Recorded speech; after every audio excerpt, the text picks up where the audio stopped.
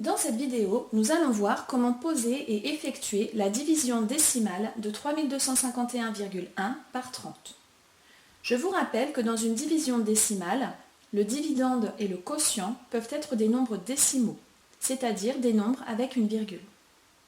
La division décimale se termine quand le reste est égal à 0. On doit commencer par poser correctement la division.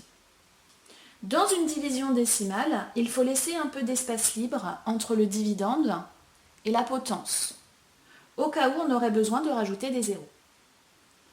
On commence par déterminer le nombre qu'il faut prendre au départ. Attention, quoi qu'il arrive, le pont n'a pas le droit de dépasser la virgule.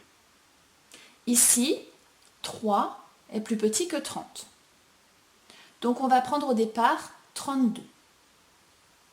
Le pont ne dépasse pas la virgule. On détermine le premier chiffre du quotient. Dans 32, combien de fois peut-on mettre 30 ? 30 fois 1 égale 30 et 30 fois 2 égale 60. Donc on peut le mettre une fois. Après, on dépasse 32. On écrit le 1 au quotient. On doit ensuite calculer le reste. 30 fois 1 égale 30. On avait 32, on retire 30. 2 moins 0, 2. 3 moins 3, 0. On vérifie à chaque étape que le reste est bien plus petit que 30. S'il est plus grand, c'est que l'on s'est trompé quelque part. Ici, le reste 2 est bien plus petit que 30. On passe au chiffre suivant. On descend le 5. Dans 25, combien de fois peut-on mettre 30 ? 30 fois 1 égale 30. On dépasse 25. Donc on peut le mettre 0 fois. On écrit le 0 au quotient. On doit ensuite calculer le reste. 30 fois 0 égale 0. On avait 25, on retire 0. 5 moins 0, 5. 2 moins 0, 2. Le reste 25 est bien plus petit que 30. On passe au chiffre suivant. On descend le 1. Dans 251, combien de fois peut-on mettre 30 ?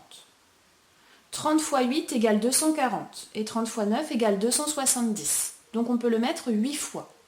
Après, on dépasse 251. On écrit le 8 au quotient. On doit ensuite calculer le reste. 30 fois 8 égale 240.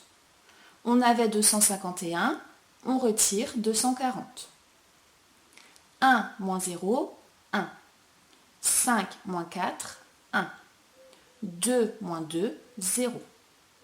Le reste 11 est bien plus petit que 30. On passe au chiffre suivant. On descend le 1. Mais pour descendre le 1, on est passé de l'autre côté de la virgule dans le dividende. Donc, on écrit une virgule au quotient.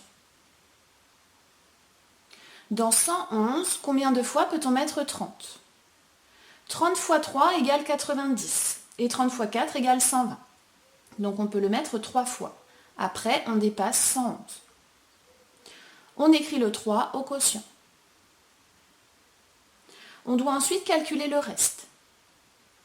30 fois 3 égale 90.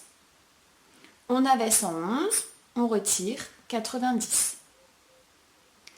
1 moins 0, 1.